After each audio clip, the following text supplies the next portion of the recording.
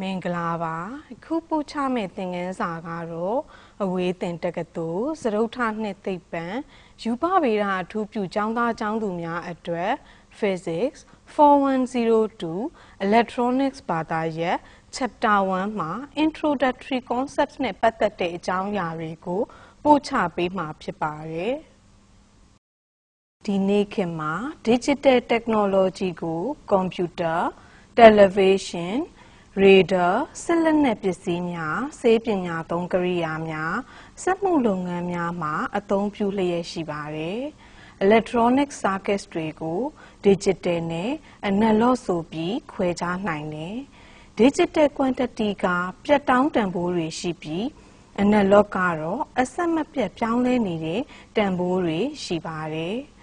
ပုံမှာပြထားတာကတော့ analog quantity တစ်ခုဖြစ်တဲ့အပူချိန်ဟာအချိန်နဲ့လိုက်ပြီးပြောင်းလဲနေတဲ့ပုံဖြစ်တယ် analog quantity ရဲ့ definition ကတော့ an analog quantity has continuous values ဖြစ်ပြီး digital quantity ရဲ့ definition ကတော့ a digital quantity has a discrete set of values ပဲဖြစ်တယ်Analog electronic system အတွက်ဥပမာတစ်ခုပေးမယ်ဥပမာပရိသတ်တွေကိုစကားပြောမယ်ဆိုပါတော့ပြောမဲ့သူကအသံထွက်ရမယ်ဒီ sound waves တွေဟာသဘာဝအရာ analog ဖြစ်တယ်ဒီအသံတွေဟာ microphone ထဲရောက်မယ် microphone ထဲမှာ small analog voltage လေးက audio signal အနေနဲ့စီးမယ်အတန်ရဲ့အတိုးအကျယ် volume နဲ့ frequency ကိုလိုက်ပြီး voltage တွေဟာအဆက်မပြတ်ပြောင်းလဲနေမယ်။အဲ့ဒီ line လေးက linear amplifier တဲကိုဝင်မယ်။ amplifier ကြောင့်ကြီးသွားတဲ့ voltage ရှိတဲ့ output က speaker စီကိုသွားမယ်။ speaker က amplify လုပ်ထားတဲ့ signal ကို volume မြင့်တဲ့ sound wave အနေနဲ့ထုတ်ပေးမယ်။ပုံမှာ digital နဲ့ analog တွဲသုံးထားတဲ့ဥပမာအနေနဲ့ compact disc ကိုပြပေးထားတယ်။ music တွေကို digital ပုံစံနဲ့ CD ထဲမှာသိမ်းထားတယ်။လေးစားတိုင်းအုပ် optical system ကလင်းနေတဲ့ disc ထဲမှာရှိတဲ့ digital data တွေကိုယူပြီး digital to analog converter စီကိုပို့ပေးတယ်။အဲ့ဒီ DAC လို့ခေါ်တဲ့ Digital to Analog Converter က Digital Signal တွေကို Analog Signal အနေနဲ့ပြောင်းပေးတယ်။အဲ့ဒီ Signal ကို Amplifier ကချဲ့ပေးလိုက်တဲ့အခါ Speaker ကနေတဆင့်သီချင်းသံတွေထွက်ပေါ်လာတာဖြစ်တယ်။အခုတခါ Positive Logic နဲ့ Negative Logic အကြောင်းကိုရှင်းပြပေးမှာဖြစ်ပါတယ်။ Digital electronics ပတ်လမ်းနဲ့ဖွဲ့စည်းပုံတွေမှာတော့ဖြစ်နိုင်တဲ့အခြေအနေနှစ်မျိုးပဲရှိတယ်။အဲ့ဒါတွေကတော့ high နဲ့ low သို့မဟုတ်1နဲ့0လို့ပဲဖြစ်တယ်။ higher voltage ကို1လို့သတ်မှတ်ပြီး lower voltage ကို0လို့သတ်မှတ်ရင် positive logic လို့ခေါ်တယ်။နောက်တစ်မျိုးက lower voltage ကို1လို့သတ်မှတ်ပြီး higher voltage ကို0လို့သတ်မှတ်တယ်။အဲ့ဒါမျိုးကိုတော့ negative logic လို့ခေါ်တယ်။ Digital electronics မှာ0နဲ့1နံပါတ်2ခုနဲ့ပဲဖွဲ့စည်းထားလို့ binary လို့ခေါ်တယ်။ binary digit တစ်ခုကိုတော့ bit လို့ခေါ်တယ်။ zeros နဲ့ ones တွေပေါင်းထားတဲ့ group of bits ကိုတော့ codes လို့ခေါ်တယ်။ဒီ codes တွေကိုအသုံးပြုပြီး numbers, letters, symbols နဲ့ instructions တွေကိုကိုယ်စားပြုအသုံးချလို့ရတယ်။ Logic levels တွေအကြောင်းပြောရရင် high voltage မှာကန့်သတ်ထားတဲ့အတိုင်းအတာတစ်ခုသတ်မှတ်ထားတယ်။အမြင့်ဆုံး high voltage ကို VH maximum လို့ခေါ်ပြီးအနိမ့်ဆုံး high voltage ကို VH minimum လို့ခေါ်တယ်။ low voltage မှာလည်းအတိုင်းအတာအကန့်အသတ်ရှိတယ်။အမြင့်ဆုံး low voltage ကို VL maximum လို့ခေါ်ပြီးအနိမ့်ဆုံး low voltage ကို VL minimum လို့ခေါ်တယ်။ VH minimum နဲ့ VL maximum ကြားထဲက voltage ကိုတော့ unacceptable range လို့သတ်မှတ်ထားတယ်။ အဲ့ဒီအတွင်းကတန်ဖိုးတွေကတော့ high လဲဖြစ်နိုင်တယ်လို့ low လဲဖြစ်နိုင်တယ် digital လှိုင်းပုံစံတွေကတော့ high နဲ့ low နှစ်ခုကြားမှာပဲသွားလိုက်ပြန်လိုက်လုပ်နေကြတယ်တကယ်လို့လှိုင်းတစ်ခုက low level ကနေ high level ကိုသွားရင် rising edge သို့မဟုတ် leading edge လို့ခေါ်တယ်ပြီးတော့ high level ကနေ low level ကိုဆိုရင် falling edge ဒါမှမဟုတ် trailing edge လို့ခေါ်တယ်။လှိုင်းတစ်ခုက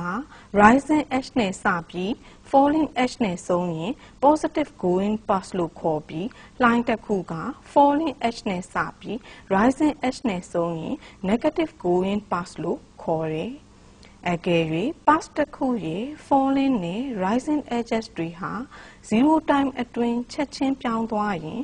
ideal passes လို့ခေါ်တယ်။ digital pass တော်တော်များများကို ideal passes လို့သတ်မှတ်တယ်။ pass ကို textbook ကဒီလိုအဓိပ္ပာယ်ဖွင့်ဆိုတယ်။ A pass is characterized by rise time, fall time, pass width and amplitude pair ဖြစ်တယ်။အခုဆက်ပြီး non-ideal pass characteristics အကြောင်းပို့ချပေးမှာဖြစ်ပါတယ်။ non-ideal pass မှာတော့လှိုင်းမှာကန့်သက်ချက်ထက်ကျော်လွန်နေတဲ့ overshoot, ringing တွေနဲ့ကန့်သက်ချက်ထက်လျော့နေတဲ့ droop တွေရှိနေတယ်။ overshoot နဲ့ ringing တွေကအလဟတဖြစ်သွားတော့လျှက်စစ်တန်လိုက်တတ်သွင်းမှုနဲ့လျှက်အားတိုးမိထားမှုတို့ကြောင့်ဖြစ်တယ်။ droop ကတော့အလဟတဖြစ်သွားတဲ့လျှက်အားတိုးမိထားမှုနဲ့လျှက်စီးပတ်လမ်းမှာရှိတဲ့ခုခံမှုတွေကြောင့်ဖြစ်တယ်။ low level ကနေ high level ကိုရောက်အောင်သွားဖို့လိုအပ်တဲ့အချိန်က rise time TR လို့သတ်မှတ်တယ်။ pass တစ်ခုဤလှိုင်းလွှဲကျယ်ရဲ့ 10% ကနေ 90% အထိပြောင်းသွားတဲ့အချိန်ကို rising time TR လို့သတ်မှတ်တယ်။ high level ကနေ low level ကိုပြောင်းသွားတဲ့အချိန်ကို fall time TF လို့ခေါ်တယ်။လှိုင်းလွှဲကျယ်ရဲ့ 90% ကနေ 10% အထိပြောင်းသွားတဲ့အချိန်ကို fall time လို့သတ်မှတ်တယ်။ bottom 10% နဲ့ top 10% တွေကိုတော့ rise time နဲ့ fall time တွေမပါတဲ့ non-linearities areas တွေလို့သတ်မှတ်ထားတယ်။လွှဲကျယ်ရဲ့ 50% points, rising နဲ့ falling edges နှစ်ခုကြားအချိန်ကတော့ pass width TW လို့သတ်မှတ်တယ်။ digital စနစ်ရဲ့လှိုင်းပုံစံတော်တော်များများမှာအဆင့်လိုက် passes တွေပါဝင်တယ်။ဒါတွေကို pass trains လို့ခေါ်တယ်။ pass trains တွေဟာ periodic သို့မဟုတ် non-periodic ပုံစံတွေဖြစ်နိုင်တယ်။ periodic pass မှာလှိုင်းတစ်ခုရဲ့ကြာချိန်တွေဟာတူကြတယ်။အချိန်တူညီတဲ့လှိုင်းတွေဟာထပ်တလဲလဲလာကြတယ်။ non-periodic pass မှာတော့လှိုင်းတစ်ခုရဲ့ကြာချိန်တွေဟာမတူပါဘူး။လှိုင်းရဲ့ကြိမ်နှုန်းနဲ့လှိုင်းတစ်ခုရဲ့ကြာချိန်ဟာပြောင်းပြန်အချိုးကျတယ်။ F equals 1 divided by T ဖြစ်တယ်။ frequency ရဲ့ definition က the frequency of a periodic waveform is the reciprocal of the period pair ဖြစ်တယ်။ periodic digital လှိုင်းပုံစံမှာအရေးကြီးတဲ့သွင်းပြင်ကတော့ duty cycle ပဲဖြစ်တယ်။ passes width နဲ့ period ratio ဟာဘယ်လောက် percentage ရှိလဲကိုတွက်ချက်တာဖြစ်တယ်။ formula ကတော့ duty cycle equals bracket of TW divided by period T into 100% ပဲဖြစ်တယ်။ duty cycle ကို textbook ကဒီလို define လုပ်တယ် The duty cycle of a pass waveform is the ratio of the pass width to the period ပဲဖြစ်တယ်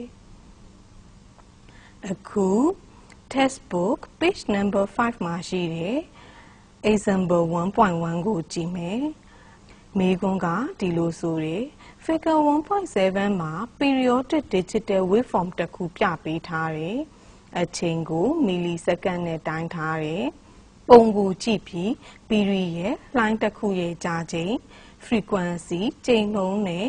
duty cycle high voltage ဖြစ်တဲ့ percentage တွေကိုရှာခိုင်းတယ် solution ကိုကြည့်ကြမယ်ပုံအရာလိုင်းတစ်ခုရဲ့ကြာချိန်ကတော့10 millisecond ဖြစ်တယ်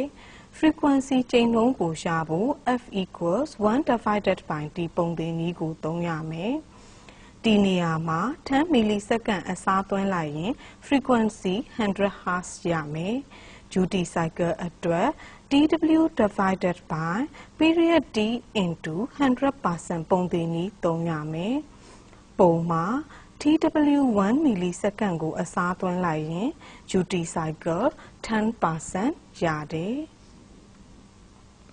digital systems တွေမှာ waveforms တွေအကုန်လုံးက clock လို့ခေါ်တဲ့အခြေခံ timing waveform နဲ့ချိန်ကိုက်ထားတယ် clock ဆိုတာအချိန်မှန်မှန်သွားနေတဲ့ waveforms ဖြစ်တယ် clock line တစ်ခုရဲ့ကြာချိန်က bit တစ်ခုရဲ့ကြာချိန်နဲ့တူတယ် input waveform တစ်ခုဟာ clock wave ရဲ့ leading edge မှာပြောင်းချင်ပြောင်းမဟုတ်ရင် clock ရဲ့ trailing edge မှာပြောင်းမယ် bit တစ်ခုမှာတော့ waveform ဟာ high သို့မဟုတ် low ဖြစ်နိုင်တယ် digital circuit မှာအလိုအဆုံးကတော့ clock wave ရဲ့ frequency ပဲဖြစ်တယ် clock waveform တွေကိုယ်တိုင်ကတော့ information တွေကိုမသယ်ဆောင်နိုင်ပါဘူး textbook က clock ကိုဒီလိုအဓိပ္ပာယ်ဖွင့်တယ် In many digital systems, all waveforms are synchronized with a basic timing waveform called the clock. ဆိုလိုတာက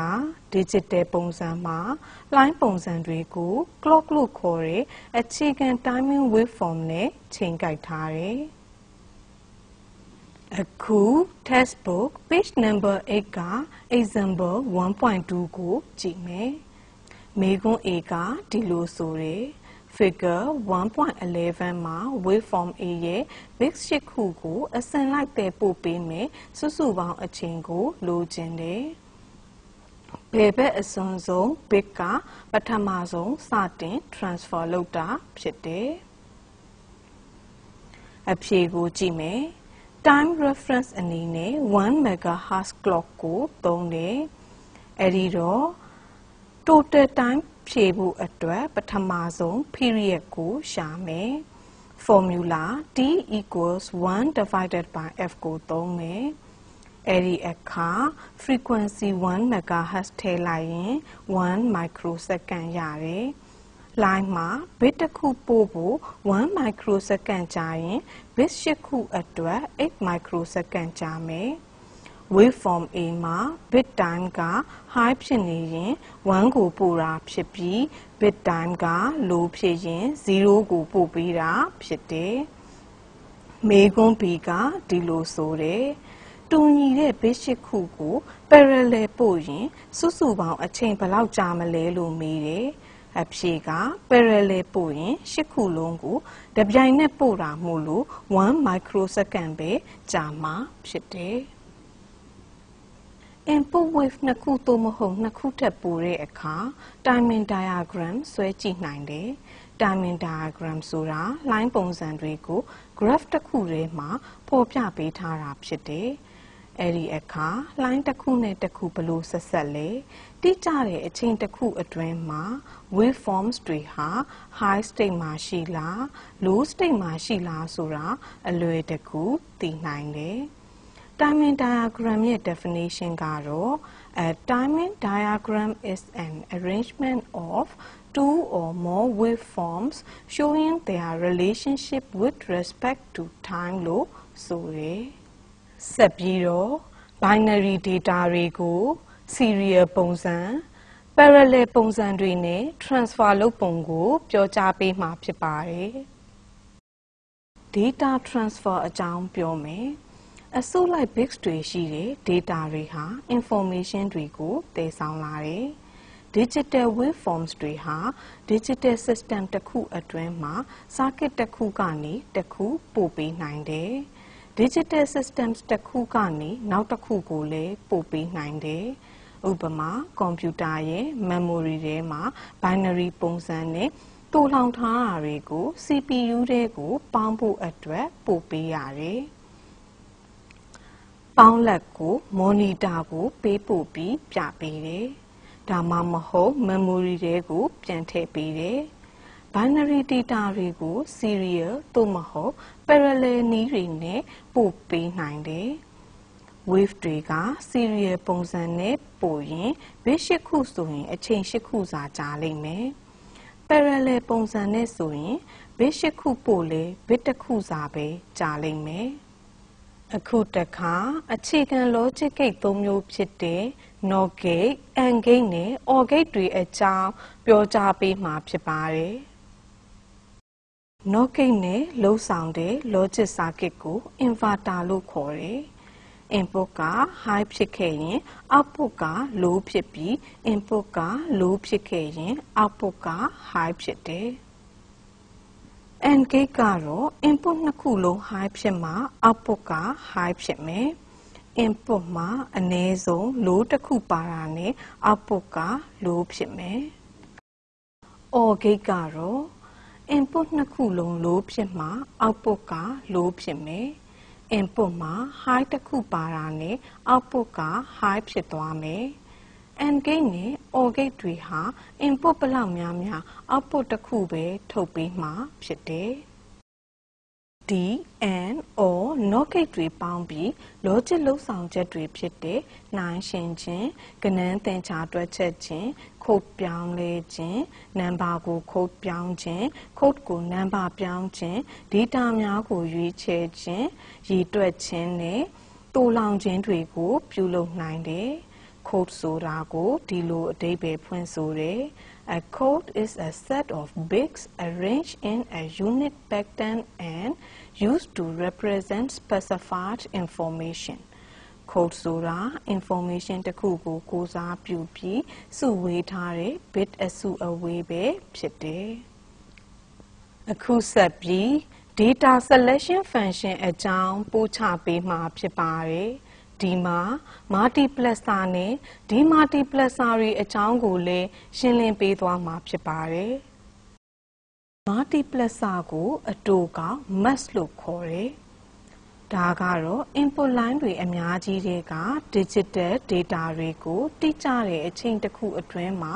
ထုတ်ပေးတဲ့ logic circuit ဖြစ်တယ်။ input lines တွေကိုတစ်ခုစီအစဉ်လိုက်ရွေးချယ်ပြီး output line တစ်ခုထုတ်ပေးတာဖြစ်တယ်။ demultiplexer ကိုတော့ demux လို့အတိုကောက်ခေါ်တယ်။ဒါကတော့ logic circuit မှာ input line တစ်ခုကနေ output lines တွေအများကြီးကိုတိကျတဲ့အချိန်တစ်ခုအတွင်း specified time sequence မှာထုတ်ပေးခြင်းပဲဖြစ်တယ်။ demux နဲ့ mux ဟာပြောင်းပြန်သဘောတရားရှိတယ်။ multiplexing နဲ့ demultiplexing ကိုတွဲသုံးနိုင်တယ်။ sources တွေအများကြီးက data တွေကို multiplexing သုံးပြီး output line တစ်ခုအနေနဲ့အဝေးတနေရာကိုပို့မယ်။အဲဒီကမှတစ်ဆင့်တခြားနေရာတွေကို demultiplexing သုံးပြီး output တွေကိုခွဲပြီးလိုအပ်တဲ့နေရာတွေကိုပြန်ပို့ပေးနိုင်တယ်။ဒီလောက်ဆိုရင် Electronics ဘာသာရပ် Chapter 1 မှာပါတဲ့ Introductory Concepts နဲ့ပတ်သက်တဲ့အကြောင်းအရာတွေကိုကောင်းစွာနားလည်သဘောပေါက်ပြီလို့ထင်ပါတယ်။ Textbook နဲ့ Study Guide တွေမှာပါဝင်တဲ့နမူနာပုဒ်စာတွေကိုသေသေးချာချာလေ့လာပါ။လေ့ကျင့်ရန်ပုဒ်စာတွေကိုလည်းလေ့ကျင့်ထားပါလို့မှာကြားရင်ပို့ချချက်ကိုရပ်နားလိုက်ပါတယ်။